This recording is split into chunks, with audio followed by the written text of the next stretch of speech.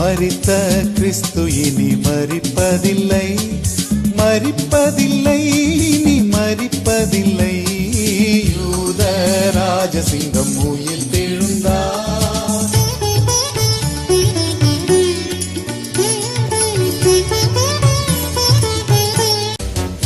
மரித்த கிறிஸ்து இனி மரிப்பதில்லை, மரிப்பதில்லை, இனி மரிப்பதில்லை. யூத ராஜசிங்கம் உயிர் தெழுந்தார். एक वचन को हम पढ़े லூக்கா 24வது அதிகாரத்துல लूक 24वां अध्याय முதல் வசனம் வாசிங்க. 24 के अंदर आरंभ से कुछ वचनों को हम पढ़ेंगे. வாரத்தின் முதலாம் நாள் அதிகாலையிலே தாங்கள் ஆயத்தமணின கந்தவர்க்கங்களை அவர்கள் எடுத்துக்கொண்டு வேறு சில ஸ்திரீகளோடு கூட கல்லறையின் இடத்துக்கு வந்தார்கள். கல்லறை அடைத்திருந்த கல் புரட்டி தள்ளப்பட்டிருக்கிறதை கண்டு உள்ளே பிரவேசித்து கர்த்தராகிய இயேசுவின் சரீரத்தை காணாமல் அதை குறித்து மிகுந்த கலக்கமடைந்திருக்கையில் பிரகாசமுள்ள வஸ்திரம் தரித்த 2 பேர் அவர்கள் அருகே நின்றார்கள். அந்த ஸ்திரீகள் பயப்பட்டு தலை கவிழ்ந்து தரையை நோக்கி நிற்கையில் அந்த 2 பேரும் அவர்களை நோக்கி, உயிரோடு இருக்கிறவரை நீங்கள் மரித்தவரிடத்தில் தேடுகிறது என்ன? அவர் இங்கே இல்லை, அவர் உயிர்த்தெழுந்தார். परंतु सप्ताह के पहले दिन बड़े भोर को वे उन सुगंधित वस्तुओं को जो उन्होंने तैयार की थी लेकर कब्र पर आई. उन्होंने पत्थर को कब्र पर से लुढ़का हुआ पाया, पर भीतर जाकर प्रभु यीशु की शव को न पाया. जब वे इस बात से भयचक हो रही थी तो देखो 2 पुरुष झलकते वस्त्र पहने हुए उनके पास आ खड़ा हुआ. जब वे डर गई और धरती की ओर मुंह झुकाए रही तो उन्होंने उनसे कहा, तुम जीवित को मरे हुए में क्यों ढूंढती हो? वो यहाँ नहीं है परंतु जी उठा है. स्मरण करो, उसने गलील में रहते हुए तुमसे कहा था, अवश्य है कि मनुष्य का पुत्र पापियों के हाथ में पकड़वाया जाए और क्रूस पर चढ़ाया जाए और तीसरे दिन जी उठे. கர்த்தருடைய வார்த்தைக்கு சுகமண்டலம். प्रभु के वचन के लिए हम प्रार्थना करेंगे. வேதம் சொல்லுகிறது, वचन कहता है, தேவதூதர்கள் அவர்களை பார்த்து சொல்கிறாங்க, स्वर्गदूत उन्हें देखकर कहते हैं, உயிரோடு இருக்கிறவரை நீங்க மரித்தவரிடத்தில் தேடுகிறது என்ன? जो जीवित है उसको आप मरे हुए में क्यों ढूंढते हो? அவர் இங்க இல்லை, அவர் वो यहाँ नहीं है, वो जी उठा है. இதே வார்த்தையை தான் ஆண்டவருடைய கல்லறையில் எழுதி போட்டிருக்காங்க. और इसी वचन को प्रभु के उस कब्र में लिखा हुआ है. இங்க இல்லை, वो यहाँ नहीं है, वो जी उठा है. கர்த்தர் எங்க இருக்கிறார் இப்போ? प्रभु आज कहाँ पर है? அவரை நம்புகிற பிள்ளைகளுடைய வாழ்க்கையில, और उनके ऊपर भरोसा करने वाले बच्चों के जीवन में. கல்லறையில் இல்ல, वो कब्र में नहीं है, குறிப்பிட்ட இடத்துல இல்ல, वो कुछ एक ही स्थान पर नहीं. அவர் சர்வ வல்லமுள்ளவர். और वो सर्वशक्तिमान है. நம்முடைய குடும்பத்துல, நம்முடைய இதயத்துல கர்த்தர் வாசம் பண்ணுகிறார். और वो हमारे हृदय में, हमारे परिवार में वास करता है. ஜெபம் பண்ணலாம். हम प्रार्थना करेंगे. இரக்கமுள்ளவரே ஸ்தோத்திரம், पवित्र और अनुग्रह से भरा हुआ प्रभु धन्यवाद. ஸ்தோத்திரம். और जो जी उठा प्रभु धन्यवाद. தேவதூதர்கள் இறங்கி இந்த நல்ல செய்தியை முதலாவது சொன்னார்கள். पहले स्वर्गदूत उतर कर ये शुभ संदेश को दिया. திரும்ப நேரு வந்து உங்களுக்கு சமாதானம் என்று சொன்னார். उसके बाद आप भी आकर आपने कहा शांति हो. அப்படிப்பட்ட மகிமையான ஆசீர்வாதம் உம்முடைய பிள்ளைகளா எங்கள் ஒவ்வொருவருக்கும் நீர் கொடுத்ததற்காக நன்றி சொல்லுகிறேன். वैसे महिमा की आशीष आपने अपने बच्चों को दिया, इसलिए धन्यवाद. समाधान आपको समाधान हो. அப்படிப்பட்ட ஆசீர்வாதத்தால் நிரப்புங்க. वैसे आशीषों से भर दीजिए. இயேசுவினுடைய நாமத்தில் यीशु के नाम से मांगते हैं. ஆமென். ஆண்டவர் உயிரோடு எழுந்த பிறகு இந்த வார்த்தை சொல்கிறார். और प्रभु जी उठने के बाद इन बातों को कहता है, உங்களுக்கு சமாதானம், तुम्हें शांति हो.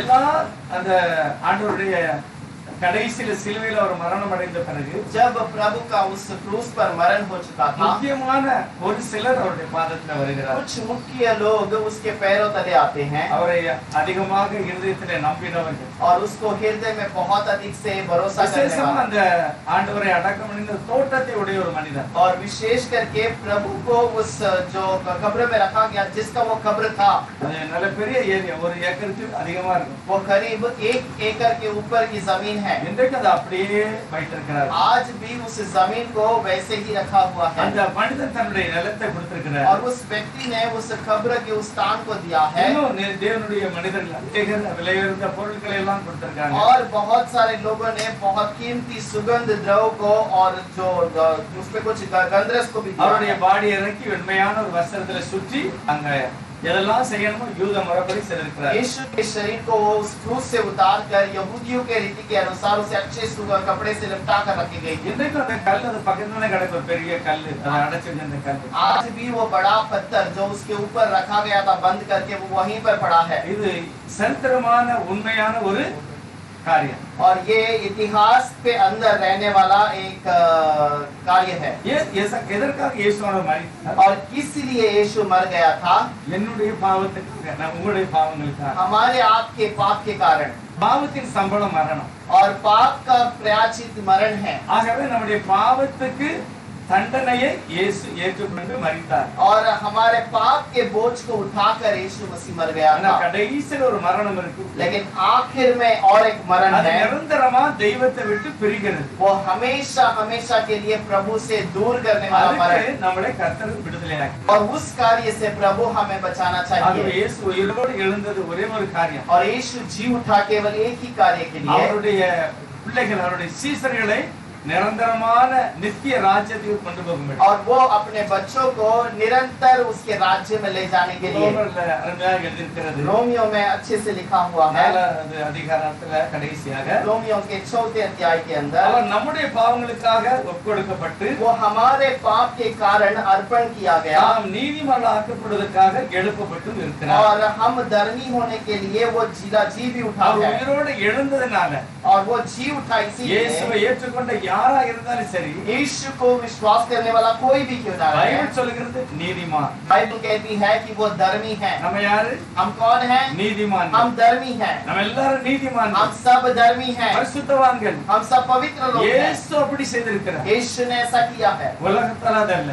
दुनिया के रीति से नहीं। உலகத்துல நாம் अनेक விஷயத்துல குறைவுள்ளவர்களா இருக்கிறோம். दुनिया में बहुत सारे बातों में हम कमी गड्डी के होंगे। கர்த்தர் இந்த ராத்திரியில தேவனுடைய வசனத்தை வாசிக்கிற நம்மை பார்த்து சொல்கிறார். प्रभु इस वचन को पढ़ने वाले हमें देखकर कहता நம்மை है நீதிமான்களாய் மாற்றுவதற்காக இயேசு உயிரோடு எழுந்தார். हमें धर्मी बनाने के लिए यीशु जी उठा है। ஆனா அந்த சீசர்களுக்கோ அவரை நம்பின அந்த ஸ்திரீகளுக்கோ இந்த நம்பிக்கை அவங்களுக்கு இல்லாம இருந்தது. और ये चेलों को या उस और जो उसके साथ में थे उनको ये बात के ऊपर भरोसा न था। நிறைய காரியம் அவங்களுக்கு மறைவாக இருந்தது. बहुत सारी बातें उनके लिए गुप्त थी। அவங்க என்ன செய்தாங்க? उन्होंने क्या किया?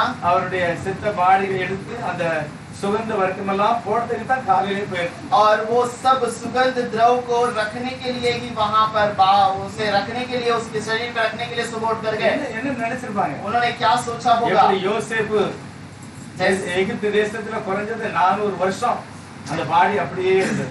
यूसुफ को 400 वर्ष तक उसके शरीर को जैसे मिस्र देश में रखा गया था। 400 வருஷம் அவங்க அடிமையா இருந்தாங்க. क्योंकि 400 वर्ष वो लोग वहां पर गुलामी में थे। யோசேப்பு அறியாத மனிதன் வந்து இந்த மாதிரி ஆக்கணும். यूसुफ को जो नहीं जानता था वो व्यक्ति ने इस प्रकार से அவங்க किया பாடியில அப்படியே சுகந்த வர்க்கம் போட்டு கெட்டு போகாம வச்சிருந்தாங்க. और उसके शरीर पे सुगंध द्रव डालकर वैसे ही रखा गया था। அதே போலதான் இவரையும் நம்ம செய்யணும் அப்படின்னு செய்திருப்பாங்க. और वैसे ही हमको इसको भी उसी प्रकार रखना है करके रखा गया। அந்த வேத வாக்கியம் அவரால் புரிந்து கொள்ள और वो முடியல. वचन की बातों को वो समझ नहीं पाए। இயேசு உயிரோடு எழுந்தார். लेकिन यीशु जी उठा। அவர் மரித்து எப்ப எழுந்தார்? எத்தனை மணிக்கு வெளியே வந்தார்? और वो मरकर कब वो जी उठा है? அவர் உயிரோடு வர்றதுக்கு கல் திறக்கப்படணுமா? और क्या वो जी उठने के लिए वो पत्थर लुढ़कना उसको दूर करना अवश्य है क्या? தேவையில்லை. उसकी जरूरत नहीं அந்த है। கல்லை தள்ளாமலே அவர் என்ன செய்வார்? உயிரோடு எழுந்திருவார். और वो पत्थर को बिना हटाए वो जी उठ गया होगा। ஆனால் அவரை உள்ள வைத்து கல்லை வச்சு அடைச்சாங்க. उसको अंदर रखकर वो पत्थर रखकर ढका गया था। என்னெல்லாமோ செய்தாங்க, அதெல்லாம் நன்மையாகவே முடிஞ்சது. और जो भी कार्य उन्होंने किया है लेकिन सब बातें वहाँ पर भलाई में வேதபாரகம் हुआ। பரிசேயர் போய் சொன்னாங்க, और वो वहाँ पर महायाजक और जो फरीसी आकर ஐயா, कहने நானே लगे தவறாக பிரசங்கம் பண்ணியிருக்கிறேன். और ये व्यक्ति ने तो गलत उपदेश दिया நான் है। 3 நாள் எழும்பிடுவேன்னு சொல்லி उसने இருக்கிறார். कहा कि मैं तीसरे दिन जी उठूंगा। ஒருவேளை அவங்களுடைய சீசர்கள் வந்து அவரை தூக்கிட்டு போயிருவாங்க. शायद उसके चेले आकर उसके उठाकर ले எங்க जाएंगे ஆண்டவர் உயிரோட வந்துட்டான்னு और சொல்லுவாங்க. बाद में कहेंगे कि हमारा प्रभु जी उठा है। ஆகவேதான் அதை எப்படியாவது பாதுகாக்கப்பட வேண்டும். इसीलिए उसे सुरक्षा में रखना है। அது பாதுகாக்க மட்டும் இல்ல, அந்த சீலே வச்சு और केवल उसकी सुरक्षा नहीं, उसके ऊपर मोहर लगाया அது गया। இன்னும் ஒரு அதாவது அடிப்படையான ஒரு உறுதியாகிறது. और वो एक निश्चय बात हो जाता அதே है மாதிரி உறுதியாக்கப்பட்டு और वो बात को वहाँ पर निश्चय किया நிறைய गया। வாட்ச்மேன் இருக்காங்க. बहुत सारे वहाँ पर सिपाही யாராவது हैं। இந்த பாடியை தூக்கிட்டு போயிடக்கூடாது. कोई भी इस बॉडी को यहाँ से लेकर नहीं जाना ஆனால் चाहिए। பைபிள் சொல்லுகிறது लेकिन बाइबल कहती है ஆண்டவர் உயிரோடு எழுந்தார். प्रभु जी उठा சரியா காலையில அதிகாலையில ஒரு 3-4 மணி இருக்கும். और सुबह के शायद 3 या 4 बजे का அவர் समय होगा। எழுந்துட்டார்னு காண்பிப்பதற்காக और जैसे जी उठा करके दिखाने के 2 लिए தேவதூதர்கள் வந்து அதை தள்ளிட்டு அது மேல உட்கார்ந்திருக்காங்க. 2 स्वर्गदूत आकर उसे लुढ़का दिया और वहाँ पर आके அது खड़े हो गए। பக்கத்துல இருந்தவங்க எல்லாம் தெரிஞ்சு போச்சு. और उसके आसपास खड़े रहने वालों को पता चल गया। ஆனாலும் அவர் களவை எடுத்துட்டு போயிட்டாங்கன்னு சொல்லி சாதித்தார்கள். और वो भी फिर भी लोगों ने ऐसा बताया कि ये उनके चेलों ने आके उसके शव को ले गए। ஆனால் எல்லாம் அவருடைய திட்டம் எல்லாம் அழிக்கப்பட்டு போயிடுச்சு. लेकिन उनकी सारी जो बातें हैं वो नाश किया கர்த்தர் गया, அப்படியே छिपाया गया। அப்படியே உயிரோடு எழுந்தார். प्रभु वैसे ही जी उठा। தேவன் உயிரோடு எழுந்ததனால अब தான் वो जी उठने के बाद அவங்களால இன்னும் அவங்களை ஏற்றுக்கொள்ள वो முடியல. आज भी उसे स्वीकार नहीं कर पा रहे हैं। சொல்லுது அன்றைய தினம் சாயங்காலம் அவங்க எம்மாவூருக்கு நடந்து और போவாங்க. उसी शाम को जब वो लोग यमाउर चल रहे थे, இயேசு கிறிஸ்து கூட கூடவே போகிறார். यीशु मसीह भी उसके साथ चल रहा है। அவரே கேட்கிறார், वो पूछता है ஏன் நீங்க இந்த மாதிரி துக்கமா நடந்து போயிட்டு क्यों இருக்கீங்க? तुम दोनों ऐसे दुखित होकर चलते हो? அவங்க சொன்னாங்க, உங்களுக்கு தெரியாதா அந்த ஊர்ல நடக்கிற காரியம்? और वो कहने लगे कि क्या तुम्हें पता नहीं ये जो नगर में बहुत बड़ी बात हुई? நசரேயனான இயேசு என்ற ஒரு தீர்க்கதரிசி இருந்தார். नाज़री यीशु के नाम से एक बहुत बड़ा भविष्यद्वक्ता அவர் था நன்மையும் அற்புதம் அடையாளம் செய்தார். और वो भलाई और अच्छा काम करता रहा। அவர்தான் எங்களை ரட்சிப்பார், இஸ்ரவேலை மீட்பார்னு நான் நம்பி இருந்தோம். और हमने पूरा भरोसा किया था कि इज़राइल का यही उद्धार करेगा, यही हमें बचाएगा। அவங்க சொன்னாங்க, நம்முடைய பிரதான ஆசாரியரும் மூப்பர்களும் சேர்ந்து இயேசுவை சிலுவையில் அறைந்து उसने விட்டார். कहा हमारे महायाजक और जो मुख्य लोग हैं सब लोगों ने पकड़कर उसे क्रूस पर चढ़ा दिया। ஆண்டவர் சொல்லுகிறார் பாருங்க, प्रभु कहता है देखिए, உங்களுக்கு புத்தி இல்லையா? क्या तुमको बुद्धि नहीं है? மோசேயின் ஆகமம், मूसा का नियम के अनुसार, தீர்க்க தரிசன ஆகமம், व्यवस्था के अनुसार இதெல்லாம் தேவனுடைய சத்திய வார்த்தை எழுதியிருக்கிறது. और ये सब सत्य वचन वहाँ पर लिखा हुआ है। ஆகவே வேத வார்த்தையின்படி அவர் அடக்கம் பண்ணப்பட்டார். इसीलिए वचन के अनुसार वो दफन किया வேத गया, வார்த்தையின்படி உயிரோடு வந்துட்டார். वचन के अनुसार जी भी उठा। ஆனாலும் அவங்களால நம்ப முடியல. फिर भी वो भरोसा नहीं कर पाए। திரும்ப அவங்க என்ன செய்தாங்க? फिर उन्होंने क्या किया है? சாயங்காலம் வீட்டுல வந்து இந்த காரியத்தை மற்ற சிஸ்டரோட அறிமுகப்படுத்தாங்க. शाम को आकर दूसरे चेलों के पास बताया। அவங்களும் ஆச்சரியமா கேட்காங்க. वो भी आश्चर्य से देखने लगे, ஆச்சரியப்பட்டாங்க, ஆனா அதை நம்பல. आश्चर्य किए लेकिन उसके ऊपर भरोसा नहीं அப்படி किया। கதவெல்லாம் அடைச்சிருக்கும் போது और जब उनका पूरा दरवाजा बंद कर बैठे हैं, நேரே மத்தியில வந்து உங்களுக்கு சமாதானம் அப்படி यीशु उनके बीच में आकर खड़ा हुआ और कहा तुम्हें शांति हो, சமாதானம் உண்டாவதா? तुम्हें शांति हो। ஆனா அவங்க ஆச்சரியப்பட்டாங்க. लेकिन वो आश्चर्य करने लगे। அப்பதான் அவர் என்ன செய்கிறாரு? तब वो क्या करता है? எதையாவது எனக்கு தாங்க, நான் சாப்பிடுவேன்னு சொல்லி वो कहता है मुझे कुछ दो, मैं खाता हूँ। அவங்ககிட்ட ரொட்டி எல்லாம் வாங்கி சாப்பிடுகிறார். और उनके पास रोटी लेकर खाता है। ஆனால் அவங்களால நம்ப முடியல. फिर भी वो भरोसा नहीं कर पाए। உடனே அவர் சொல்லுகிறார், तुरंत प्रभु ने कहा ஒரு ஆளுக்கு சரீரம் இருக்காது, எலும்பு இருக்காது. और एक आत्मा को कोई शरीर नहीं होगा, कोई हड्डी नहीं होगी। என்னமா தொட்டு பாருங்க என்கிட்ட. तुम मुझे छू कर देखो। இயேசுவானவரை தொட்டு பார்த்தார்கள். यीशु को छू कर देखे, அவருக்கு சரீரம் இருந்தது, उसका शरीर था, எலும்பு இருந்தது. उसकी हड्डी थी। இப்ப 44வது வசனம் லூக்கால சொல்லுகிறார், लोग 24 के अंदर 44वां वचन पर அவர்களை कहता है, நோக்கி, और फिर उसने कहा மோசேயின் நியாய பிரமாணத்திலும் और मूसा की व्यवस्था के தீர்க்க अनुसार தரிசன ஆகமங்களிலும் और भविष्यद्वक्ताओं के पुस्तक पर, சங்கீதங்களிலும் भजन संहिता के पुस्तक के இயேசு अंदर சொல்கிறார், என்னை குறித்து எழுதியிருக்கிறவர்கள் यीशु எல்லாம், कहता है मेरे विषय में जो लिखा है सब, எழுதியிருக்க வேண்டிய எல்லாம் और मेरे विषय में जो भी बातें लिखी है நிறைவேற வேண்டியதாக இருந்தது. सब पूरा होना अवश्य है। இதெல்லாம் உங்களுக்கு சொன்னேன், ஆனா உங்களுக்கு புரியல. ये सब बातें मैंने तुम्हें बताया लेकिन तुमको भरोसा नहीं था। நம்ம வருகிற 1ஆம் தேதி, அடுத்த மாசம் 1ஆம் தேதி आने वाला मई महीने की 1 तारीख को ஞாயிற்றுக்கிழமைக்கு और रविवार का दिन सुबह இந்த நியாய பிரமாணத்தை பத்தி நான் தெளிவா ஒரு செய்தி எடுத்து வச்சிருக்கிறேன். इस व्यवस्था के ऊपर, व्यवस्था के बारे में मैं बहुत एक अच्छा संदेश நியாய देता हूं। பிரமாணம்னா என்ன? व्यवस्था क्या है? இயேசு நியாய பிரமாணத்தை அழிக்க வந்தாரா, நிறைவேற்ற வந்தாரா? यीशु व्यवस्था को नाश करने आया या उसे पूरा करने आया? தயவு செய்து அந்த 1ஆம் தேதிக்கு அந்த செய்தியை நான் பார்க்க போறேன். जरूर आप 1 तारीख को उस संदेश को सुनेंगे। கர்த்தர் சொல்லுகிறார், प्रभु कहता है ஆதியாகமம் தொட்டு और उत्पत्ति से लेकर மலாக்கியா தீர்க்கதரிசி வரை मलाकी किताब के तक எல்லாம் என்னை பற்றி எழுதியிருக்கிறது. सब मेरे बारे में ही लिखा அது गया। எல்லாவற்றையும் நான் நிறைவேற்றும்படி நான் வந்தேன். वो सारी बातों को पूरा करने के लिए ही मैं आया हूं। என்னத்தை நிறைவேற்றினார்? क्या बातों को मैं पूरा करूंगा? அதெல்லாம் கர்த்தர் தெளிவுபடுத்தி சொல்கிறார், ஆகவே நான் உயிரோடு வந்தேன். और प्रभु कहता है ये सारे बातों को बताकर कहता है इसीलिए मैं जी उठा। அப்ப பழைய ஏற்பாடு எல்லாம் என்ன சொல்கிறது? पूरा पुराना नियम क्या कहता ஒரு है? மனிதன் एक मनुष्य தேவனுடைய வார்த்தையை மீறும் போது जब प्रभु की आज्ञा को उल्लंघन करता है தண்டனை பெறுவார், वो दंड पाता है, நரகத்துக்கு தள்ளப்படுவார். नरक की ओर ढकेल दिया जाता है। வேதம் முழுசு ஒரு மனிதனை பற்றி और எழுதியிருக்கிறது. ऐसा ही कलाम एक मनुष्य के बारे में बताता है ஆகவே அவனை தப்புவிக்கும்படி தேவன் மனிதனாய் வருகிறார். और इसीलिए उसे बचाने के लिए प्रभु मनुष्य के रूप में आता है। ஆகவே நியாய பிரமாணத்தை கட்ட और நிறைவேற்றினார். इसी कारण प्रभु ने व्यवस्था को पूरा किया। ஆனா உயிரோடு வந்து தன்னை இவ்வளவு அறிமுகப்படுத்தி அவங்களால நம்ப முடியாது. और फिर जी उठने के बाद इतना आने के बाद भी वो लोग भरोसा नहीं कर पाए। அப்ப எல்லாரும் சொன்னாங்க, तब सब लोग कहते हैं ஆண்டவரை பார்த்தோம், அவர் சாப்பிட்டாரு, हमने प्रभु को देखा, उसने खाया, அவரை தொட்டு பார்த்தோம். उसे हमने छू कर देखा। ஆனா தோமா அந்த நேரத்துல இல்ல. लेकिन उस समय पर वहाँ पर तोमस नहीं था। தோமா என்ன சொல்கிறாரு? तोमा क्या कहता है? அதெல்லாம் நான் நம்ப மாட்டேன், उस बातों को मैं भरोसा नहीं करता, நான் தொட்டு பார்க்கணும் அப்படிங்கிறாரு. मैं उसे छू कर देखूंगा। நான் நினைக்கிறேன் மத்திய விசேஷம் मत्ती का सुसमाचार 28வது அதிகாரத்துல 28वां अध्याय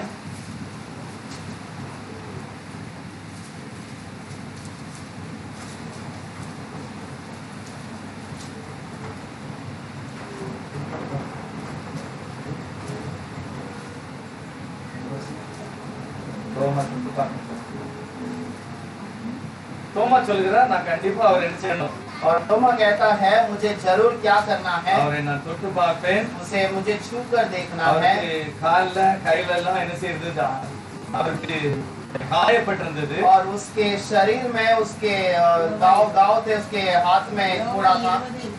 बस யோहन्ना का 20वां अध्याय 26 और 26। மறுபடியும் 8 நாளைக்கு பின்பு அவருடைய சிஷ்யர்கள் வீட்டுக்குள்ளே இருந்தார்கள். தோமாவும் அவர்களுடனே கூட இருந்தான். கதவுகள் பூட்டப்பட்டிருந்தது. அப்பொழுது இயேசு நடுவே நின்று உங்களுக்கு சமாதானம் என்றார். பின்பு அவர் தோமாவை நோக்கி, நீ உன் விரலை இங்கே நீட்டி என் கைகளை பார், உன் கையை நீட்டி என் விலாவிலே போடு, அவிசுவாசியாய் இராமல் விசுவாசியாய் இரு என்றார். தோமா அவருக்கு பிரதித்திரமாக, என் ஆண்டவரே என் தேவனே என்றான். அதற்கு இயேசு, தோமாவே, நீ என்னை கண்டதினால விசுவாசித்தாய், காணாதிருந்து விசுவாசிக்கிறவர்கள் பாக்கியவான்கள் என்றார். 8 दिन के बाद उसके चेले फिर घर के भीतर थे और थोमा उनके साथ था और द्वार बंद थे। तब यीशु आया और उनके बीच में खड़े होकर कहा, तुम्हें शांति मिले।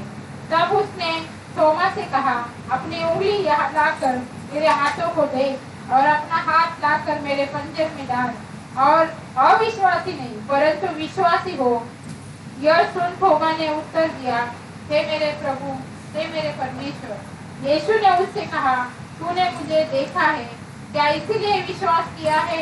धन्य वे हैं जिन्होंने बिना देखे विश्वास किया। கர்த்தருக்கு ஸ்தோத்திரம். प्रभु को धन्यवाद। அதே கடைசியா இயேசுவானே சொல்கிறாரு, इसका आखिर में यीशु क्या कहता है? என்னை காணாத விசுவாசிக்கிறவர் பாக்கியவான். और मुझे नहीं देखते हुए विश्वास करने वाला धन्य है। அவர் ஒருவேளை காணாம நம்புகிற ஆள் ஒரே ஒரு ஆள் இருந்து வைக்க, केवल अगर एक व्यक्ति है जो बिना देखकर उसके ऊपर भरोसा அவர் करता है, பார்க்காமலே நம்புற ஆள் ஒரே ஒரு ஆள் இருக்குன்னு வைங்களேன். अगर केवल एक ही व्यक्ति है जो उसे बिना देखकर विश्वास किया, அப்படி ஒரு ஆள் இந்த உலகத்துல இருக்கு அப்படின்னா अगर वैसा कोई व्यक्ति इस दुनिया में है तो தோமாட்ட என்ன சொல்லிருப்பாரு? तोमा से क्या कहा होगा? ஆ? प्रभु तोमा से क्या कहा होगा? என்ன சொல்லிருப்பாரு? क्या कहा होगा? ஒரே ஒரு ஆள் தான் காணாம விசுவாசி. एक ही व्यक्ति है जो प्रभु को देखा ही नहीं लेकिन उसके ऊपर भरोसा करता है। சுரேஷ வச்சுக்கிட்டோமே, अभी सुरेश को रख ले, அவன் தான் காணாம விசுவாசிக்கன்னு வச்சுக்கிடும். अगर हम ऐसा विश्वास करते हैं कि वो एक ही व्यक्ति है जो प्रभु को देखा नहीं लेकिन विश्वास करता है। என்ன பார்க்காமலே சுரேஷ் விசுவாசிக்கான் और அப்படியே சொல்லியிருப்பாரு. यीशु कहा होगा कि सुरेश एक ही व्यक्ति है जो मुझे बिना देखकर विश्वास करता है, ஆனா இங்க காணாம விசுவாசிக்கிறது கோடி கோடியான ஜனம். लेकिन उसको देखे बिना विश्वास करने वाले करोड़ों करोड़ों लोग हैं। ஒரு ஆள் இல்ல, கோடி கோடியான பேரை அவர் சொல்லியிருப்பாரு. लेकिन उस समय पर वहाँ पर उस करोड़ों लोगों लोगों का नाम उसने लिया है, நம்ம எல்லா பேரையும் சொல்லி हम सबके नाम को वहाँ पर लिया होगा। विश्वास क्या देख ये व्यक्ति है, इन लोगों ने मुझे बिना देखे विश्वास किया। भाग्यवान वो लोग धन्य हैं। நம்ம யாரு? हम कौन हैं? भाग्यवाன்கள் और हम धन्य हैं நம்ம காணாமல் அவரை விசுவாசிக்கிறோம் और हम उसे बिना देखकर विश्वास करते हैं। எல்லாரும் கைகளை உயர்த்தி हम अपने हाथों को उठाकर, எங்களை குறித்து நீர் அப்படி சொன்னதுக்காக நன்றி प्रभु तूने हमारे बारे में ऐसा कहा इसलिए धन्यवाद। நாம பார்க்கவே இல்ல हमने तो हमको देखा ही नहीं। நாங்க பிறக்காத ஒரு நேரத்துல நீ சொல்லி இருக்கீங்க हम जब जन्म नहीं लिए थे तब आपने बताया। என்னுடைய நம்பிக்கை நீர் அறிக்கையிட்டு இருக்கீங்க हमारा भरोसा को आपने वहाँ पर कह எவ்வளவு दिया। மகிமையான ஒரு ஆண்டவர் कितना महिमा का वो प्रभु நம்மை है। அவர் முன்குறித்து சொல்லுகிறார் हमें चुनकर पहले से कहता है காணாமல் நம்புகிறவர்கள் பாக்கியவான் और हमें नहीं देखते हुए विश्वास करने वाला धन्य है அப்படி நினைச்சு நம்ம நன்றி சொல்றோம் और हमारे पर भरोसा करके रहने वाला धन्य है உருவாக்கின சர்வ வல்லமுள்ள और हमें रचना करने वाला सर्वशक्तिमान। பார்க்கிற விசுவாசிக்கிறவனே அவர் பாக்கியவான் அப்படிங்கிறார் अनदेखा उसके ऊपर विश्वास करने वाला वो धन्य है அவர் மிகவும் பாக்கியவான்களா நம்ம और வைத்திருக்கிறார் हमको प्रभु एक धन्यवान करके रखा அந்த है। இருதயத்தின் ஆழத்துல ஒரு சிந்தனை இருக்கிறது हमारे हृदय की गहराई में एक विचार होगा அது வெளிச்சம் இருக்கிறது और वहाँ पर एक उजाला होगा। ஒரு தேவனுடைய தீர்க்கதரிசி சொல்கிறார் एक प्रभु का भविष्यद्वक्ता कहता है மனுஷனுடைய இருதயத்துல ஒரு இடம் இருக்கிறது मनुष्य का हृदय में एक स्थान है, அந்த இடத்துல தேவன் மட்டும்தான் வாசம் பண்ண முடியும் उस स्थान में केवल प्रभु ही निवास कर सकता அந்த है। இடத்துல சாத்தான் போறதுக்கு ட்ரை பண்றான் उस जगह पर शैतान जाने के लिए कोशिश तो ஆனா करता அவனால है முடியாது அது. लेकिन वो जा नहीं पाता। அவன் சரீரத்துக்கு வெளியே இருந்து தான் கிரியை செய்வான் वो शरीर के बाहर ही कार्य करता அந்த है, இருதயத்தின் ஆழத்துல தெய்வம் மட்டுமே लेकिन இருப்பார். हृदय की गहराई में केवल प्रभु रहता है। எத்தனை பேருக்கு அந்த எண்ணம் நம்ம இருதயத்தில் இருக்கு कितने लोगों का वैसा एक विचार अपने मन में है। வேதத்துல எழுதுறதெல்லாம் உண்மைதான் இயேசு உயிரோட இருந்துட்டார் कलाम के अंदर जो लिखा है सब सच है। यीशु जी उठा என்னை அவர் நேசிக்கிறார் और मुझे वो प्रेम करता है, என்னை பாக்கியவான்னு சொல்லி இருக்கிறார் मुझे धन्य करके भी कहा। எவ்வளவு மகிமையான ஒரு ஆசீர்வாதம் कितना பாருங்க. महिमा की आशीष की बात இந்த है। நம்பிக்கையில தான் தேவனுடைய ஜனங்கள் சாட்சிகளா இருந்தார் इसी भरोसे पे प्रभु के लोग वहाँ पर गवाही में हैं। எல்லா சூழ்நிலையிலும் கர்த்தருக்கு நன்றி சொல்றாங்க सारे परिस्थिति में प्रभु को धन्य कहते हैं। பார்க்கல ஆனா நான் நம்புகிறோம் मैंने तो उसे देखा नहीं लेकिन मैं उसे भरोसा करता हूँ। சாசங்களை காட்டிலும் நாங்கள் பாக்கியவான் शिष्यों से भी बढ़कर वो धन्य है அவருடைய வசனத்தை வாசித்து நான் நம்புகிறோம் और उसके वचन को देखकर मैं भरोसा करता हूँ। அப்படி நம்புகிறவங்க தான் என்ன செய்தாங்க ऐसे भरोसा करने वाले क्या करते हैं? அவருடைய பாதத்துல அதிகாலமே காத்திருப்பாங்க प्रभु के समूह में सुबह से वो इंतजार करते हैं। சபை சொல்கிறாரு इसी के बारे में यीशु कहता है அதாவது தேவனுடைய ராஜ்யத்தையும் அவருடைய நீதியையும் தேடுங்க और पहले तुम प्रभु के राज्य और उसकी धार्मिकता की खोज करो அப்பொழுது உங்களுக்கு எல்லாவற்றையும் நான் தருவேன் और तब मैं तुम्हें सब कुछ दूंगा, எல்லாவற்றையும் உங்களுக்கு தருவேன் सब कुछ तुम्हें दूंगा। ஓசி 6வது அதிகாரம் 6வது வசனம் சொல்லுகிறது होशे का किताब 6 अध्याय का 6 वचन में लिखा பலியை है அல்ல बलि को नहीं இரக்கத்தையும் और नम्रता को தகன பலிகளை பார்க்கிலும் और जो बलिदान चढ़ाने से தேவனை அறிகிற அறிவையும் और விரும்புகிறேன் प्रभु की ज्ञान जानने वाली उस ज्ञान को मैं चाहता हूँ। தேவன் என்னத்தை விரும்புகிறாரா प्रभु क्या चाहता है? உன்னுடைய பலியை அல்ல तुम्हारी बलिदान को नहीं இரக்கத்தை விரும்புகிறேன் और वो प्रेम सिर्फ प्रेम को चाहता है, தகன பலி அல்ல होम बलि को नहीं। அவரை அறிகிற அறிவு उससे भी अधिक प्रभु को चाहने वाला एक मन அவரை அறியணும் நம்ம और उसका ज्ञान எப்படி அறியணும் कैसे जानना है? எனக்கு என்னெல்லாமோ தேவை இருக்கிறது मुझे क्या क्या जरूरत है எல்லாத்தையும் அவர் தருவார் वो सब कुछ वो प्रभु இது मुझे வரைக்கும் देगा। அவர் தானே என்ன நடத்திருக்கிறாரு अभी तक उसी ने तो मुझे चलाया है, எனக்கு தெரியாது मुझे तो नहीं पता, ஆனா அவர் தான் நடத்திருக்கிறாரு उसी ने चलाया है அவர் தான் என்னை சுமந்து கொண்டு और வந்திருக்கிறார் उसी ने मुझे उठा कर लाया இன்னும் எனக்கு எதெல்லாம் தேவையோ அதெல்லாம் உருவாக்கி வைத்திருக்கிறார் और मुझे जो भी जरूरत है उसने पहले से बना दिया है, படைத்து வைத்திருக்கிறார் उसने उसको रचना करके रखा வேதத்தின் है। ஆழமே அதுதான் गहराई वचन की गहराई यही மனுஷனுக்கு है। வேண்டிய சகலத்தை அவர் படைத்து வைத்துதான் ஆகாமே கொண்டு வரார் मनुष्य की सारी जरूरतों को बनाने के बाद ही मनुष्य को रचना करता है। 7வது வசனம் சொல்லுகிறது 7वां वचन पर लिखा है அவர்களோ எவர்களோ யூத ஜனங்களோ यहूदी ஆதாமை போல் உடன்படிக்கையை மீறி அங்கே எனக்கு விரோதமாக துரோகம் பண்ணினார்கள்। போதும் परंतु उन लोगों ने आदम के समान वाचा को तोड़ दिया, उन्होंने वह मुझसे विश्वासघात किया है। அப்ப கர்த்தர் சொல்றாரு எனக்கு ஒரு விருப்பம் இருக்கு என்னை அறிகிற அறிவுல என் ஜனம் இருக்கணும். और प्रभु कहता है मुझे तो विश्वास है वो लोग मेरे ज्ञान उस जानने वाले उस ज्ञान में बढ़ना என்னை चाहिए, பத்தி நல்லா புரிஞ்சுக்கணும் அப்படிங்கிற. मेरे बारे में वो लोग अच्छे से पहचानना चाहिए। ஆனா யூத ஜனங்கள் உடன்படிக்கை மீறி, लेकिन यहूदियों ने उस वाचा को उल्लंघन किया, அதுதான் எனக்கு துக்கம் அப்படிங்கிறாரு. यही मुझे बहुत दुख हुआ। அவங்க நிறைய இன்னும் செய்தாங்க, उन्होंने बहुत सारी बातें की, ஆனா என்னுடைய அந்த மகிமை என்னுடைய அன்பு அவங்களால புரிஞ்சுக்கிற முடியல. लेकिन मेरा प्रेम मेरी मन की बातों को समझ नहीं पाए। அவங்களுக்கு கூட நிறைய நேரம் அவருடைய அன்பை நம்மளால புரிய முடியாது. हम भी बहुत सारे समय से उसके वचन उसके मन की बातों को नहीं समझ पाते, எங்களால ஒரு சில நேரத்துல நம்மளால அனுபவிக்க முடியாது. उसके सामर्थ्य की बात को हम कुछ समय पर समझ ही नहीं पाते, நம்ம இருதயம் அதை ஏற்றுக்கொள்ள முடியல. हमारा हृदय उसको मानता ही नहीं। ஆனாலும் கர்த்தர் நல்லவர், फिर भी प्रभु भला है அவர் நம்ம மேல எப்பொழுதுமே நினைவாயிருக்கிறார். और हमारे ऊपर वो परिपूर्ण भरोसा அவர் है। உயிரோடு எழுந்த பிறகு और वो जी उठने के बाद அடைக்கப்பட்ட வீட்டுக்குள்ள வந்து சொல்கிறார் உங்களுக்கு சமாதானம். बंद किए हुए घर के अंदर आकर कहता है तुम्हें शांति। அவிசுவாசப்பட்ட ஜனத்தை பார்த்து சொல்கிறார்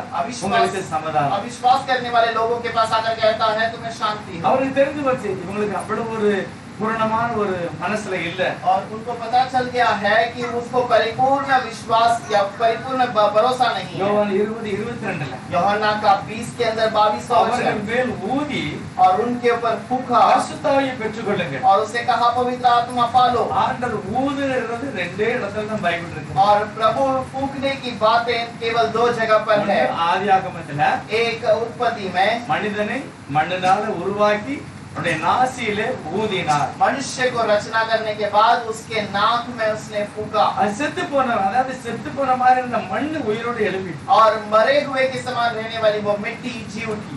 உடனே என்ன ஆயிருக்கு, तुरंत क्या हुआ, அவருடைய நரம்புல எல்லாம் ரத்தம் உருவாயிட்டு और उसके नस में लहू आ गया। அவருடைய ஜீவன் சுவாசம் மூக்கல போனவனே शरीर முழுவதும் ரத்தம் உருவாகி விட்டது. और उसका श्वास जैसे ही नाक से अंदर गया वो पूरे शरीर में लहू आ गया। அவன் பேச वो ஆரம்பிச்சிட்டான். बातें करने के लिए शुरू किया மகிமையாக தேவனை போலவே எழும்பி நிற்கிறார். और महिमा से प्रभु के समान उठकर खड़ा हो गया। இயேசு உயிரோடு வந்த பிறகு ஊதுனா என்ன நடக்கும்? अगर प्रभु जी उठने के बाद ये फूंकता है तो क्या होगा, என்ன நடக்கும்? क्या होगा, அதுதான் பரிசுத்த ஆவியினுடைய வல்லமை. और वही पवित्र आत्मा का அது உடனே सामर्थ्य அங்க நடக்கல. वो तुरंत नहीं हुआ। ஆனா கரெக்ட்டா 50வது நாள் அந்த அபிஷேகத்தை கர்த்தர் இறக்குகிறார். लेकिन 50वें दिन में प्रभु उस आत्मा को उतारता है, எல்லா ஜனங்களுக்கு மேலே வந்து இறங்குகிறார். सारे लोगों के ऊपर पवित्र आत्मा उतर गया। மார்க் 16:16 சொல்லுங்க. मार्क 16 अध्याय का 16 वचन पर कहा है, மார்க் 16:16 मार्क 16 अध्याय उसका 16 वचन, விசுவாசமுள்ளவனாகி ஞானஸ்நானம் பெற்றவர் ரட்சிக்கப்படுவார், விசுவாசியாதவனோ ஆக்கினைக்குள்ளாக தீர்க்கப்படுவான்। जो विश्वास करे और बपतिस्मा ले उसी का उद्धार होगा, परंतु जो विश्वास न करेगा वह दोषी ठहराया जाएगा। எதை நம்பணும்? किसे भरोसा करना है, இயேசு எனக்காக மரித்து உயிரோடு எழுந்தார். यीशु मरकर मेरे लिए जी उठा। அவங்க தான் பார்த்து சொல்லுகிறாரு उसी को देखकर कहता है அவர்கள் ரட்சிக்கப்படுவார்கள். वो उद्धार पाता है। அடுத்தவர் சொல்கிறார் விசுவாசிகளால் நடக்கும் அடையாளங்கள் யாவன? उसके बाद वो कहता है विश्वासियों के द्वारा होने वाला என் चिन्ह, நாமத்தினாலே பிசாசுகளை துரத்துவார்கள், मेरे नाम से शैतान को निकालेंगे நவமான பாஷைகளை பேசுவார்கள், और नई नई भाषा बोलेंगे, சர்ப்பங்களை எடுப்பார்கள், सांपों को उठाएंगे, சாவுக்கு ஏதுவான யாதொன்றை குடித்தாலும் அது அவர்களை சேதப்படுத்தாது, यदि प्राण नाश करने वाले कोई वस्तु को पी भी ले तो भी उनको कुछ हानि न होगी, வியாதியஸ்தர்கள் மேல் கைகளை वो வைப்பார்கள், बीमारों पर हाथ रखेंगे அப்பொழுது அவர்கள் சுஸ்தமாவார்கள். और वे चंगे होंगे। தேவன் அப்படிப்பட்ட ஆசீர்வாதத்தை விசுவாசிக்கிற எல்லாருக்கும் கற்றுக் கொடுத்தார். प्रभु वैसे आशीष को विश्वास करने वाले हर एक को देता है। இதெல்லாம் நிறைய பேருடைய வாழ்க்கையில நடக்கு, ஆனா அவங்களால அதை சிலது உணர முடியாது. ये बातें बहुत लोग के जीवन में होता है लेकिन वो उनको जीवन में महसूस नहीं அவர் करते। பொய் சொல்லாத ஆண்டவர். वो झूठ नहीं कहता, அவர் சொன்னா சொன்னதுதான். वो प्रभु जो कहता है वो कहा हुआ बात है। யார் விசுவாசிக்கிறானோ அவன் வாழ்க்கையில நடக்கிறது. जो विश्वास करते हैं उनके जीवन में वो होगा। நிறைய காரியங்கள் அப்படி செய்யப்படுகிறது. बहुत सारी बातें ऐसा किया जाता है। கிறிஸ்தவங்க பயப்பட வேண்டிய அவசியம் இல்லை. मसीहा के लोग डरने की आवश्यकता नहीं। சாத்தான் தான் நம்மளை பார்த்து பயந்து வெளியே போறான். शैतान हमसे डरकर बाहर जाना चाहिए, காரணம் அவர்கள் மேல ஊதினார், और क्योंकि उसने उनके ऊपर फूंका அவருடைய ஜீவன் நமக்குள்ள வருகிறது, और उसका जीवन हमारे अंदर आता அது है விசுவாசத்திலே எழும்பி நிற்கிறது. और वो विश्वास में खड़ा रहता है। அடுத்தது 21வது उसके அதிகாரத்துல बाद 31वें अध्याय के अंदर சீசருடைய அவிசுவாசத்தை குறித்து கர்த்தர் பேசுகிறார். शिष्यों के अविश्वास के बारे में कहता है। ஆண்டவர் அடிக்கடி வந்து பேசினார். बार बार प्रभु आने का बातें करने की बात की। அதிகாரத்துல காலையிலேயே அவங்க ஒரு வார்த்தையை போடுறாங்க. और 21वें अध्याय में सुबह सुबह इन लोगों ने एक बात की। முக்கியமான ஒரு சீமோன் பேதுரு சொல்கிறார். मुख्य व्यक्ति सीमोन पतरस कहता है, இப்படி இருந்து நம்ம என்ன செய்ய? अभी ऐसे बैठ बैठ कर हम क्या करें? இயேசு எப்பமாவது வந்துட்டு எப்பமாவது போயிருந்தாரு. यीशु तो कभी आता है कभी चला जाता है। சரி, நம்ம இப்போ ஒண்ணும் செய்ய முடியாது. अभी तो हम और कुछ नहीं कर सकते। இப்ப நம்ம போய் யாரும் செத்து போறவங்க எழுப்பவே முடியாது. हम किसी मरे हुए को भी जिला नहीं सकते। நம்ம ஒரு தடவை செய்தோம். हमने एक समय पर किया था, கூட இருந்தாரு. वो उस समय पर प्रभु था। நம்மள தனித்தனியா ரெண்டு பேரை அனுப்புனாரு. हमें अलग अलग दो लोगों करके भेजा। அப்பவும் நம்ம பெரிய அற்புதம் அடையாளம்லாம் செய்தோம். और वैसे भी हमने चिन्ह चमत्कार किए। என்ன புசி ஜெபம் பண்ணோம், நிறைய பேருக்கு சுகம் கிடைச்சது. तेल लगाकर प्रार्थना की, बहुतों को चंगाई हुई। பேதுரு சொன்னாரு, இப்ப என்னமோ என்னால அது முடியல. पतरस कहता है, अब मुझसे वो नहीं होगा। பழைய வேலைக்கு போயிடலாம் நினைக்கிறேன். मैं सोचता हूँ पुराने काम पर लौट जाऊँ, மீன் பிடிக்க போகிறேன். मैं मच्छी पकड़ने जाता हूँ। எல்லாருக்குமே அந்த எண்ணம் தான் இருந்திருக்கு. सबको वही भरोसा था। சரி, நாங்களும் வரோம். हम भी जाते हैं। பாருங்க, இந்த நேரத்துல பார்க்கும்போது தேவனுடைய சித்தத்துக்கு விரோதமா போறாங்க. और ऐसे देखने के समय पर प्रभु की मर्जी के बिना ये लोग कार्य करते हैं। தேவனால் தெரிந்து கொள்ளப்பட்டவர்கள். प्रभु से चुने हुए, ஆனாலும் கர்த்தர் அவர்களை விடவில்லை. फिर भी प्रभु ने नहीं छोड़ा। தேவனே தேடி வருகிறார். प्रभु ने ढूंढ कर आता அவரை है। விட்டு போகும்போது அவருடைய வாழ்க்கையில ஒண்ணுமே ஆசீர்வாதம் இல்ல. उनसे दूर जाने के समय पर प्रभु उनको कोई आशीष नहीं था। ராத்திரி பூரா பிரயாசப்பட்டாங்க. रात भर उन्होंने प्रयास किया, ஒரு மீன் கூட அகப்படல. एक भी मछली नहीं ரொம்ப फंसी। சோர்வாயிட்டாங்க. बहुत निराश हुए கலக்கலாயிட்டாங்க. और वहां पर थक गए। ஒரு 5:30 மணியை போல ஒரு லேசா விடிஞ்சு வரும்போது அவங்க கரையில வந்துட்டாங்க. करीब 5:30 बजे के सुबह में थोड़ा सा उजाला हो रहा था, तब किनारे में आए। ஏமாற்றமா, बहुत फंसाए हुए के समय, பசியான ஒரு சூழ்நிலை, बहुत भूख का एक समय, நினைச்சதெல்லாம் முடியல. उनसे कुछ हो नहीं पाया, மிகவும் சோர்ந்துட்டாங்க. बहुत निराश हो गए। ஆனால் கர்த்தர் பாருங்க, அவருடைய அன்புல அவர் குறையவே இல்லை. प्रभु फिर भी प्रेम में कम न இயேசு हुआ। தாமே தேடி வந்து यीशु ढूंढ कर आता है। என் பிள்ளைகளே ஒரு ஆள் இருக்குதா वो அப்படிங்கிற पूछता है, हे मेरे बालकों क्या कुछ है? இந்த நேரத்தில் தேவன் அப்படி ஒரு அன்பை வெளிப்படுத்தினார். प्रभु ने अपने प्रेम को उस समय पर भी प्रकट किया। அவர் சொன்னாரு, வலது பக்கத்துல நீங்க கொஞ்சம் வலையை போடுங்க அப்படின்னு. और उसने कहा, दाहिने ओर को अपने जाल को बिछाओ। அவங்களுக்கு தெரிஞ்சு போச்சு இது இயேசுவானவர் தான். और उसको समझ में आ गया ये तो यीशु मसीह உடனே है। அவர் வலையை போட்டாங்க. और उन्होंने जाल बिछाया, மிகுதியான மீன்களை பிடித்தார். बहुत अधिक उन्होंने मछली पकड़ी। அவங்களுக்கு புரிஞ்சு போச்சு இது இயேசுவானவர். उन्हें तुरंत समझ में आ गया ये तो यीशु है। லேசா இருட்டா இருக்கு. थोड़ा सा अंधकार अंधेरा ही है। அப்படியே பயத்தோட, ஐயோ நம்ம இந்த மாதிரி அவரை துக்கப்படுத்திட்டோமே, और वो प्रभु को हमने ऐसे दुखित कर दिया। கையும் மையுமா நம்ம அகப்பட்ட மாதிரி ஆயிட்டோம். अब हम एक रंगे हाथ पकड़े जाने के समान हो गए। ஆனாலும் அவர் அந்த அவமானப்படுத்தல. और फिर भी उसने उन्हें अपमान न அவங்க किया। அங்க இருந்து எடுத்துட்டு வராங்க. और वो मछली पकड़ कर लाते हैं। ஆண்டவர் அதுக்கு முந்தி நல்ல மீன்களை பொரிச்சு அப்பதெல்லாம் ரெடி பண்ணிட்டார். और उसके पहले प्रभु वहां पर रोटी पकाकर मछली को पकाकर तैयार रखा அவர் है। சிருஷ்டிகர். वो रचना करता है। அங்கதான் எத்தனை பேர் இருக்காங்க? यहाँ पर कितने लोग हैं? 10 பேராவது இருந்திருப்பாங்க. करीब 10 लोग रहे होंगे। ஒரு ஆளுக்கு 3 ரொட்டி தேவைப்பட்டாங்க. 10 பேருக்கு எத்தனை தேவை? एक व्यक्ति को 3 रोटी लगेगा तो 10 लोगों को कितना रोटी चाहिए? 30 ரொட்டி வேணும் பாருங்க. करीब 30 रोटी चाहिए। அதிகமான ரொட்டியோட அதிகமான மீன் எல்லாம் பொரிச்சு ரெடியா வச்சிருக்காங்க. अधिक रोटी के साथ अधिक मछली पका कर रखे हैं। இயேசு சர்வ வல்லமையுள்ளவர். यीशु सर्वशक्तिमान है மிகுந்த அன்புள்ளவர். और वो बहुत अधिक அவர் प्रेम உயிரோடு करता है। எழுந்ததே அறகுறையா இருக்கிறவர்களை முழுமைப்படுத்துவார். और वो जी उठने का मुख्य कारण यही है कि जो आधे अधूरे हैं उन्हें परिपूर्ण में ले அப்போ आए। அந்த சீசன்ல எல்லாம் பூரண நிலைக்கு கொண்டு अब வந்தார். वो 6 लोगों को उसने परिपूर्ण स्थान में लाया। அவங்களால பேசவே முடியல. वो बात ही नहीं कर पाया।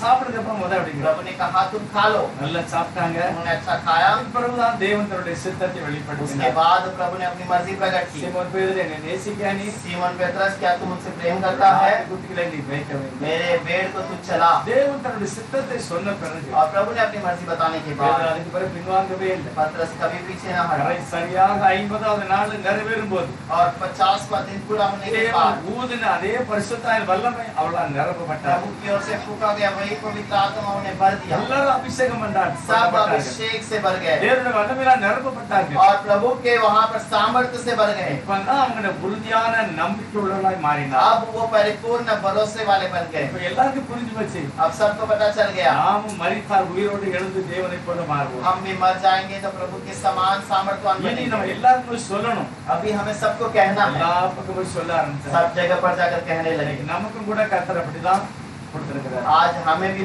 प्रभु ने ऐसे ही वरदान எப்படி दिए। எல்லாம் கர்த்தரை வெளிப்படுத்தலாம்? कैसे कैसे हम प्रभु को प्रकट कर सकते हैं? நடவடிக்கையில இயேசு உயிரோடு இருக்கிறத நாம் காமிக்க हम முடியும். चाल चलन में प्रभु जीवित है इसे दिखा நம்முடைய सकते हैं। பேச்சில இயேசு உயிரோடு இருக்கிறதை காமிக்க हमारी बातों में प्रभु जीवित है इसे बता सकते हैं। கண்ணீரோடு இருக்கிற ஜனங்களை பார்த்து, आंसुओं के साथ रहने वाले लोगों को தேவையுள்ள देखकर, ஜனங்களை பார்த்து जो जरूरत है उन लोगों को देखकर பயப்படாதங்க. डरना नहीं। கர்த்தர் இன்றைக்கும் உங்களுக்கு அற்புதம் செய்வார். और प्रभु आज भी तुम्हें छुटकारा உங்களை देगा, சுகமாக்குவார். तुम्हें चंगाई करेगा। பயப்படாத. डरना नहीं। அவர் உங்களுக்கு சமாதானம் என்று சொல்லி இருக்கிறார். और वो तुम्हें समाधान हो करके कहा, எங்களுக்கும் அந்த அதிகாரத்தை கொடுத்திருக்கிறார். और हमें भी वही अधिकार दिया। எந்த வீட்டுக்கு போனாலும் சமாதானம் சொல்லு அப்படின்னு இருக்கிறார். हर घर पे किसी भी घर पे जाओगे तो कहो कि शांति हो, நீ நல்லா இருப்பன்னு சொல்லு அப்படின்னு तो இருக்கிறார். अच्छा कुशल से रहने का करके அதே कहो। ஆசீர்வாதத்தை நான் எடுத்துக்கிட்டு நம்மளும் அப்படிதான் செய்யணும். वही आशीष को हमें लेकर हमें भी वही कार्य करना நம்முடைய है। வீட்டுக்குள்ள குடும்பத்துல हमारे घर के अंदर, हमारे परिवार में, நம்முடைய பிள்ளைகளை பார்த்து, हमारे बच्चों को देखकर, நம்ம அக்கம் பக்கத்துள்ளவர்களை பார்த்து हमारे आसपास रहने वालों को நம்மளும் देखकर அதே தான் சொல்லணும். हमें भी यही कहना है, உங்களுக்கு சமாதானம். आपको शांति हो। இஸ்ரவேலங்க இன்னைக்கு அதான் சொல்றாங்க. इस्राएली लोग आज भी वही कहते हैं। ஒருவர் பார்த்தா என்ன சொல்றாங்க? एक दूसरे को देखेंगे तो क्या कहेंगे? ஷாலோம். शालोम, கர்த்தர் உங்களுக்கு சமாதானத்தை தருவார். प्रभु आपको शांति दे। இன்னைக்கு நம்மளும் அதே வார்த்தையை சொல்லும்போது கர்த்தர் நமக்கு அப்படிப்பட்ட உயிர்த்தெழுதலின் வல்லமையினால நம்மளே அப்படி और நிரப்புறார். प्रभु आज हमें वो सामर्थ्य, वो पुनरुत्थान के सामर्थ्य से भरेगा। அதுக்கப்புறம் அழியாத ஒரு ராஜ்யத்தை கர்த்தர் உண்டாக்க போகிறார். उसके बाद एक निरंतर स्थान रहने का राज्य இயேசு देगा। உயிரோடு எழுந்த நாளை यीशु जी उठा उस दिन को, அதைத்தான் நம்ம ஞாயிற்றுக்கிழமையாக நம்ம கொண்டாடுகிறோம். उसी को हम पुनरुत्थान करके வாரத்தின் முதல் நாள் அதிகாலையில் இயேசு உயிரோடு எழுந்தார். रविवार के सुबह के समय में प्रभु जी उठा। அதெல்லாம் நம்ம சாட்சிகளா இருக்கு. ये सब के लिए हम गवाही है। ஆராதனை மட்டுமில்ல, வாழ்க்கையிலே காண்பிக்கணும். केवल आराधना में नहीं बल्कि हमारे जीवन में हमें प्रभु को प्रकट करना है। ஓசியா 6:6 சொல்லுது. होशे 6:6 में यही பலி कहता இல்ல, है, பலி அல்ல, मैं बलिदान को नहीं चाहता சர்வாங்க கனபலி இல்ல. और वो होम बलि को नहीं चाहता। எனக்கு ரொம்ப முக்கியம் என்னை நீ எப்படி அறிந்திருக்கிற, और वो क्या कहता है, तू मुझे कैसे पहचाना, என்னை பற்றி என்ன நினைக்கிறேன், मेरे बारे में तूने क्या जाना है, நமக்கு நல்லா புரியணும்.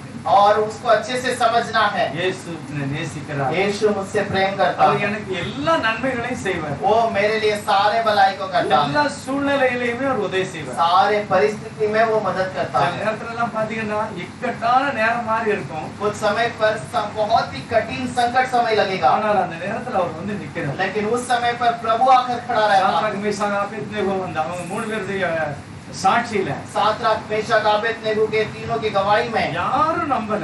किसी ने भरोसा नहीं அவங்களும் किया, சொல்லிட்டாங்க, उन्होंने भी कह दिया என்ன நடந்தாலும் பரவாயில்ல, कुछ भी होगा तो कोई எங்க चिंता தேவன் नहीं, எங்களை தப்பிப்பார். मेरा प्रभु मुझे बचाएगा। அவர் தப்புக்கிட்டாலும் பரவாயில்ல, यदि वो नहीं भी बचाए तो कोई बात ஆனா नहीं, என்னுடைய நம்பிக்கையை நாங்க திருப்ப மாட்டோம். हमारा भरोसा से हम दूर नहीं जाएंगे, எங்களுடைய துதியை நான் எதுவும் செய்ய மாட்டேன். हमारी स्तुति से हम दूर नहीं होंगे। நம்ப முடியாத நேரத்துல இயேசுவே அங்க வந்து நிற்கிறார். जब कुछ भरोसा न रहा उस समय पर प्रभु आकर उनके बीच खड़ा रहा। உங்களுக்கு அப்படியே காரியங்களை செய்யும். आपको भी वैसा ही कार्य करेगा நஷ்டப்பட முடியாது. और नष्ट नहीं पा நீங்கள் सकते, மூழ்கி போக மாட்டீர்கள். आप कहीं पर डूब न நீங்கள் जाएंगे, எரிந்து போக மாட்டீர்கள். आप जलकर भस्म न होंगे, நீங்கள் ஒன்றுமில்லாமல் போக மாட்டீர்கள். आप पे कुछ न है, कुछ नहीं है, ऐसा न होगा, நீங்கள் வாழ்ந்திருப்பீர்கள். आप सर्वदा बने रहेंगे। காரணம் அவர் வந்து நின்னு சொல்றாரு உங்களுக்கு சமாதானம். क्योंकि वो आकर खड़े रहकर कहता है तुम्हें शांति हो। கண்டிப்பா நம்முடைய வாழ்க்கையில கர்த்தர் சமாதானத்தோட நம்முடைய जरूर जरूर प्रभु हमारे जीवन में शांति देगा। கடைசி வசன வாசிக்க आखिर में क्वेश्चन को पढ़ेंगे। 21வது அதிகாரம் யோவான் எழுதின 20வது அதிகாரம் யோவான் சுவிசேஷம் यूहन्ना का 20वां अध्याय 30வது 31வது வசனம், கடைசி 2 வசனம். 30 और 31 वचन। இந்த புஸ்தகத்தில் எழுதியிராத வேறு அநேக அற்புதங்களையும் இயேசு தமது சீசருக்கு முன்பாக செய்தார். இயேசு தேவனுடைய குமாரனாய் கிறிஸ்து என்று நீங்கள் விசுவாசிக்கும்படியாகவும் விசுவாசித்து அவருடைய நாமத்தினாலே நித்திய ஜீவனை அடையும்படியாகவும் இவைகள் எழுதப்பட்டிருக்கிறது। यीशु ने और भी बहुत से चिन्ह चेलों के सामने दिखाए जो इस पुस्तक में लिखे नहीं गए, परंतु ये इसलिए लिखे गए हैं कि तुम विश्वास करो कि यीशु ही परमेश्वर का पुत्र मसीहा है और विश्वास करके उसके नाम से जीवन पाओ। யோவான் சொல்லுகிறாரு, यूहन्ना कहता है நிறைய ஆண்டவர் அற்புதம் செய்தாரு. और प्रभु ने बहुत सारे चिन्ह चमत्कार किए எல்லாத்தையும் हैं, எழுதல, सब कुछ लिखा तो नहीं கொஞ்சம் गया, எழுதியிருக்கிறோம். कुछ बातों पर लिखा गया है। எதுக்காக தெரியுமா? इसलिए पता है தேவன் குமாரனாய் வெளிப்பட்டார். प्रभु पुत्र के रूप में அவர் प्रकट हुआ। கிறிஸ்து என்று நீங்கள் நம்ப வேண்டும். वो भी मसीहा है करके जान लो। இயேசு கிறிஸ்து யாரு? यीशु कौन है? கிறிஸ்துவாக நீங்கள் விசுவாசிக்க வேண்டும். और उसको मसीहा करके समझ लो। அதுக்கு பிறகுதான் உங்களுக்கு அந்த நித்திய ஜீவன் கிடைக்கும். और उसके बाद ही तुम्हें नित्य जीवन मिलेगा। அதுதான் பைபிள் எழுதியிருக்கிறது. इसी के लिए बाइबल लिखी गई है। பைபிள் எதுக்கு இருக்கிறது? बाइबल क्यों लिखा गया है? வாசித்து நான் விசுவாசத்திலே வல்லமுள்ளவனாய் மாற வேண்டும். और इसको पढ़कर विश्वास में हमें सामर्थ्य बनना है। இயேசு கிறிஸ்துவாக இருக்கிறார். यीशु ही मसीहा है। கிறிஸ்து என்றென்றைக்கும் ஜீவிக்கிறவர். मसीहा हमेशा हमेशा जीवित அவர் रहता है। சர்வத்திற்கும் மேலான தேவன். और वो सर्वशक्तिमान है। அவர் ஸ்தோத்திரிக்கப்பட்டவர். और वो स्तुति किया योग्य ஒருவர் है। சேரக்கூடாத ஒளியின் வாசமாய் இருந்த கர்த்தர் और कोई भी नहीं प्रवेश कर सकता वहां पर निवास करने என்னை वाला மீட்டுக் கொள்வதற்காக, हमें छुटकारा देने के लिए, பாவத்திலிருந்து விடுதலையாக்குவதற்காக, पाप से छुटकारा देने के लिए, நரகத்திலிருந்து விடுதலையாக்குவதற்காக नरक से छुटकारा देने के लिए, சிருஷ்டிகரே இறங்கி வருகிறார். और वो उद्धार करता उतर कर आता है। எனக்காக சகல பலியை அவர் செலுத்துகிறார். और मेरे लिए सारे बलिदान को उसने चढ़ा எனக்கு दिया। மேல கொடுக்கப்பட்ட எல்லா பிரமாணங்களையும் அவர் நிறைவேற்றுகிறார். मेरे ऊपर जो भी नियम रखी गई थी वो सारे नियम को उसने मेरे लिए पालन किया। இப்ப நம்மை பார்த்து சொல்கிறார், अब मुझे देखकर कहता है நீங்கள் நீதிமான்கள், तुम धर्मी हो, நீங்கள் பரிசுத்தவான்கள், तुम पवित्र हो, என்னுடைய வசனத்தை ஏற்றுக்கொண்ட நீங்கள் பாக்கியவான்கள். मेरे वचन को स्वीकार करने वाले तुम கர்த்தர் पवित्र हो। மகிமையான நம்பிக்கையில நம்மளை வளர்ப்பார். प्रभु वैसे भरोसा के वचन के अंदर प्रभु हमें बढ़ाए। எல்லாத்தோட இயேசுவே மெய்யான தெய்வம். हम सबको कहना यीशु ही सच्चा खुदा அவர் है சத்தியமுள்ள தேவன். और वही सत्य खुदा அவர் है உயிரோடு எழுந்தார். और वही जी उठा। எங்கள் வீட்டுக்குள்ள வந்து எங்கள் மத்தியில வாசம் பண்ணுவார். हमारे घर पर आकर हमारे बीच में निवास करता கர்த்தர் है। உங்களை அப்படியே ஆசீர்வதிப்பார். प्रभु आपको ऐसी आशीष करेंगे। எல்லாம் ஜெபம் பண்ணலாம். हम सब प्रार्थना करेंगे। எல்லாரும் கண்ணை மூடி கர்த்தரை நோக்கி பாருங்க. हम सब आंखों को बंद करके प्रभु की ओर देखेंगे। எல்லாம் ஜெபம் பண்ணணும். हम सब प्रार्थना உயிர் करेंगे। தந்த ரட்சகரே ஸ்தோத்திரம். पुनरुद्धान हुआ प्रभु धन्यवाद। உங்களுடைய உயிர் தந்தல் எங்களுடைய வாழ்க்கைக்கு ஒரு பெரிய ஆசீர்வாதத்தை கொண்டு வந்திருக்கிறது. आपका जी उठना मेरे जीवन में एक बहुत बड़ी आशीष நாங்கள் होगी। இதை போல ஒரு நாள் மறுரூபமாகும். हम भी एक दिन ऐसे ही रूपांतर में आएंगे। நீர் இருக்கிற இடத்துல நாங்களும் வரட்டும். आप जिस स्थान पर हैं उस स्थान पर मैं भी रहूंगा। யோவான் சொல்லுகிறார், யோவான் कहता है நாம் ஒரு நாள் அவரை சந்திக்க போகிறோம். मैं एक दिन उससे मुलाकात करूंगा இப்போது நாம் அவருடைய பிள்ளைகளாக இருக்கிறோம். और अब मैं उसके बच्चे हैं, ஆனால் நாம் அவரை தரிசிக்க போகிறபடியினால் लेकिन हम उसका दर्शन करने वाले हैं அவர் इसीलिए। எப்படி இருப்பாரோ அப்படியே நாம் இருப்போம். और वो जैसा है वैसे ही हम भी रहेंगे। அப்படிப்பட்ட மகிமையான நம்பிக்கையில நான் வாழ்கிறேன். वैसे परिपूर्ण भरोसा में हम जीवन நன்றி बिताएं। சொல்கிறோம் பிதா. धन्यवाद करते हैं पिता। வேதாகமத்தை வாசிக்கிற ஒரு பாக்கியவான். इस वचन को पढ़ने वाले धन्य हैं அதை நம்பி அதற்கு தங்களை ஒப்புக் கொடுக்கிற ஒரு பாக்கியவான். और इसके ऊपर भरोसा करके प्रार्थना विश्वास करने वाले धन्य அவர்களுக்கு हैं। சமாதானம் உண்டாயிருக்கட்டும். उनको शांति मिले। எல்லா வியாதி நோய் இயேசுவின் நாமத்துல மாறி போகும். सारे बीमारियां यीशु के नाम से दूर हो जाए। எல்லா டென்ஷன் இயேசுவின் நாமத்துல மாறி போகும். सारी चिंता यीशु के नाम से दूर किया जाए। பிள்ளைகளே என்று சொன்னது போல मेरे बच्चे करके जैसा तूने இயேசுவா कहा, இன்னைக்கு ஒவ்வொருவரையும் என் பிள்ளைகளே என்று சொல்லும். आज ये हर एक बच्चे को आप कहिए मेरे बच्चे हैं। நான் உன்னை விட்டு விலகுவதும் இல்லை கைவிடுவதும் இல்லை. मैं तुम्हें कभी नहीं छोड़ूंगा, कभी नहीं அந்த त्यागूंगा। வாக்குத்தத்தம் ஒவ்வொரு பிள்ளைகளுக்கும் கூட இருக்கிறது. वो वागदान हर बच्चों के साथ रहे। நாங்கள் உண்மையே நோக்கி பார்க்கிறோம். हम आप ही के भरोसे पे நாங்கள் हैं। பிரகாசமடைய உதவி செய்யும். हम प्रकाशमान होने के लिए मदद எங்கள் कीजिए। கர்த்தரும் இரட்சகருமாய் இருக்கிற இயேசுவினுடைய நாமத்தில் பிதாவே. प्रभु और उद्धारकर्ता यीशु के नाम से प्रार्थना मांगते हैं। ஆமென்.